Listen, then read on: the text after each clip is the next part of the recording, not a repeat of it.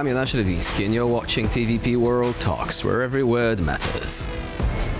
Saudi Arabia is hosting high-level talks between the US and Russia designed to facilitate the path towards peace in Ukraine. But despite the overwhelming desire to end the conflict sparked by Russia's brutal invasion almost exactly 3 years ago, Ukraine's allies remain divided. Some fear a US-Russia rapprochement is the last thing the world needs right now, and the exclusion of both Ukraine and the rest of the backers of Kiev from this phase of the talks has placed Europe on high alert. So is Riyadh likely to become the venue for a momentous pivot away from the world as we know it, and into a future perhaps oddly reminiscent of the centuries gone by?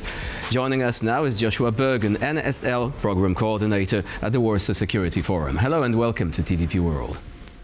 Good morning, thank you for having me. So first of all, let's set the stage for the proceedings. Saudi Arabia, what's in it for the kingdom? Why have they decided to host the talks? Well, I think if you look at the world stage generally, there's not a lot of places to go. Obviously, the Trump administration is not looking towards Europe. I can't see Asia as a good place to pivot to at this point. Israel's kind of a non-starter, so Saudi Arabia is a place that's amenable to both, Russia and the United States, and it has a relatively young leader seeking to sort of burnish international credentials, and this sort of meets everybody's happy medium. And also, I'm assuming that the business relations, which haven't actually stopped even when Trump ceased to be president, he was actually still doing business with Saudi Arabia, right?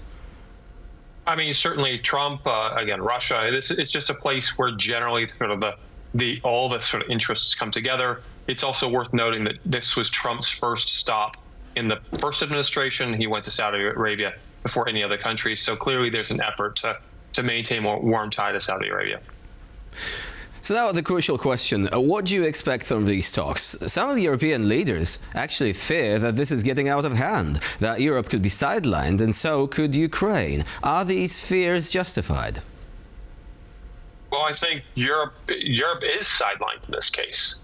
And I know there's a great deal of sort of umbrage around this, but I think Europe began making choices to sideline itself over 20 years ago, when administration after administration after administration, finally Trump came along and pushed hard, stating, you need to begin taking responsibility for your own defense. That means building weapons. That means carrying forward. That means meeting at minimum your 2% NATO spend. And, it didn't happen for a long time. And now ultimately there's costs for that. There's consequences for that. And Europe's outrage was, I think this is just sort of a natural extension. So what about Ukraine itself? Is it natural not to include Ukraine at this stage of the proceedings? Some commentators say, okay, this is just setting the stage for future talks. And I think Keith Kellogg said, we're not going to exclude Ukraine, but as you said, Europe is not going to have a seat at the table during this phase. But do you think that Ukrainians do have a reason to feel concerned? Well, there's an old expression in politics that if you're not at the table, you're on the menu. So yes, I think Ukraine should legitimately feel some concern about not being represented. That being said, it was always understood, as I've read, it's been long understood, this is not a set of negotiations that brings Ukraine and Russia to the table together at this time. So to that end, I do believe this is not the sort of meeting that's going to set the terms, make a decision. I frankly think this is the beginning of what will be protracted talks, because I don't think this is going to land anytime soon. My personal view, perhaps it's wrapped up in the next couple months, but I think this is going to be multiple months, half a year, even 2 years. Won't surprise me if they're still negotiating. And when it comes to the so-called sticks and carrots approach, some people say we can see many carrots already, but not too many sticks. Would you agree with that? Sticks from the standpoint of sticks which direction? I mean, there are carrots and sticks directed against Russia, obviously. I mean, there, as I've read, there continue to be more sort of options for sanctions. I mean, I think we've sort of run the gamut and slow walked that. Some sanctions from the U.S. should have happened much sooner than they did, but apparently there's still more room for sanctions. And as we've seen various military and diplomatic officials say, nothing's off the table. So to that end, I mean, I don't think this particular administration is as hostile towards Russia as the last one is. I think their general attitude is there's no good end coming from protracted conflict here. There was moments in which this could have been decisively decided, but that was now some years ago. and timidity on both the part of the United States and Europe has led us to a place where it, at least in this administration's view, there's no sense in sort of continuing to escalate the conflict. What it remains to be seen. I don't see the U.S. hasn't exactly shut down the existing fighting from the standpoint of Ukraine. And while yes, I know the U.S. hasn't shut this down. Of course, there is a compelling argument when it comes to the West wasting its opportunity back then, but do you think there is still an opportunity now, namely exerting more pressure on Russia, economic pressure? Some indicators suggest that the Russian economy is not quite as resilient as they would like us to believe it is, but we're actually giving Russia positive signals too. Like Trump said, Russia in the G7, why not? I would like them to come back. Is this the right way to go about it, you think? You know, I'm not going to second guess what is. I mean, frankly, I have some concerns when looking at the negotiating table. I mean, Putin, Lavrov, Ushakov. I mean, these guys have been in the geopolitics game literally for decades. And you know, as much as I love Marco Rubio. He's my home state senator. I remember when he was the leader of the Florida House. I am absolutely confident that he is reading, studying, doing his dead level best to prepare for this moment. But when you're dealing with men that have been in this sort of geopolitical contest for multiple decades, there's a decided disadvantage. I believe this administration does have some tools in its kit, but I also think they do come to the table at a distinctive disadvantage as not having played the game as long. What is the right approach from the standpoint? I can't say straight up. Dangling the notion of G7, I think we're a long way from that actually becoming a reality, because other members of the G7 have to agree to that as well. So do you think that Trump's comments, which often seem to reveal what he really thinks, are intentional actually? Because you might actually get the impression that this apparent chaos coming from Trump and his entourage could actually be a way of keeping Russia wrong-footed all the time. Like they are not really knowing what we want either. Do you think that this could be exactly what this is intended to achieve at this stage? I mean, certainly that the president has long been in high stakes negotiations. Are they at this level? No, but certainly the hard scrabble business he was in for decades in New York City is the sort of thing where you have to sort of play chicken until one or the other side blinks. I don't think that they're going to give away the store too quickly, or the farm, so to speak, too quickly in any of these conversations, because I think they do understand that there is a legacy issue for them. There's great concern for them. They're a bit less sort of bureaucracy laden, the sort of big man of politics approaching this, but they do understand that there is a legacy for them. And if they get it wrong, it will not bode well for them in terms of history. So what about the negotiations concerning minerals in Ukraine? There have been reports that the initial deal could have actually placed Ukraine at a disadvantage. The Telegraph, or the authors of this report at the Telegraph, say this would have been downright colonial in nature, and this would have imposed upon Ukraine conditions that are worse than those imposed upon Germany after World War I.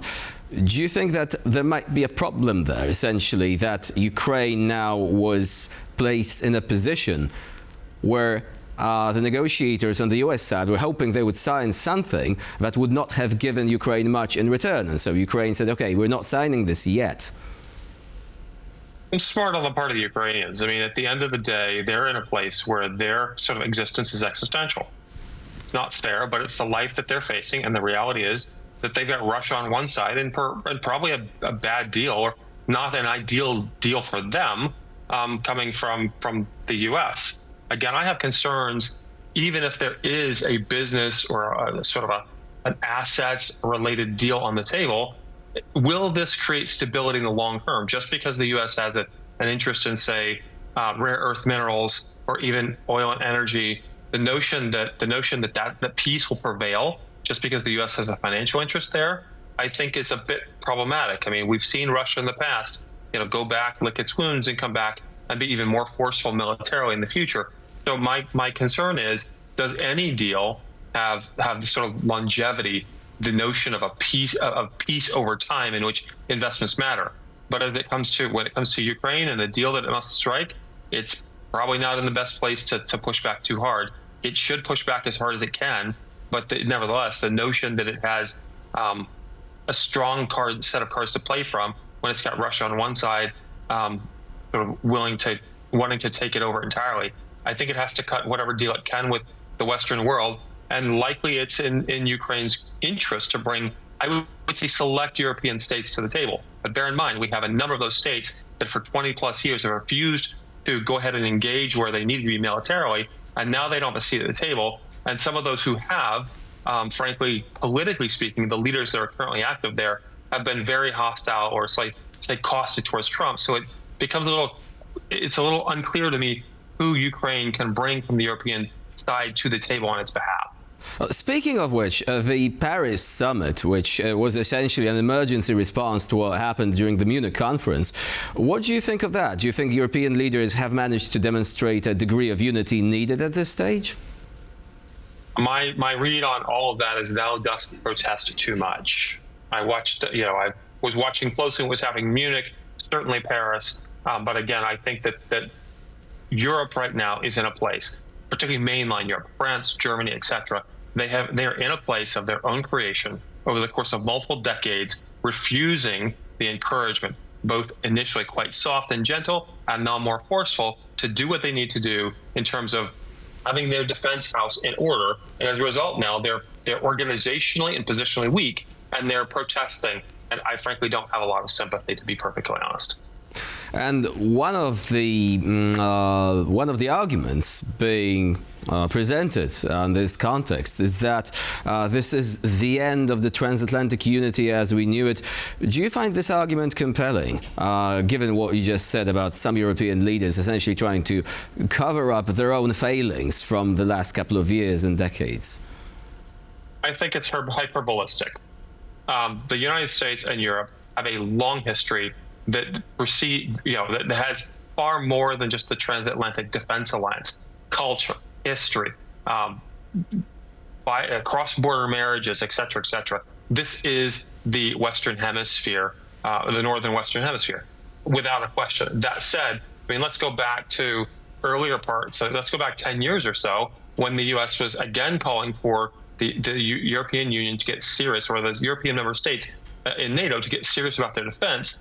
Suddenly we saw France at the time calling for strategic autonomy. Well, we don't like NATO. We're going to stand up our own military. But it was all lip service. There was lots of noise, but never any sort of actionable steps needed to demonstrate we've stood up a military. We have our military equipment production house in order. We are not talking about projects that will go live in 15 to 30 years. We can move assets and material in the space of 15 to 36 months. That's not done. They're not prepared, and frankly, yes, I think there's a bit of noisy blovation, attempting to blame others when in fact much of this is their own making. Joshua Burgin was our guest today here on TVP World. Thank you very much for joining us and for sharing your insight. My pleasure. Thank you for having me. And I'm Jonasz Rybinski. You're watching TVP World. Please stay with us for more latest news and updates.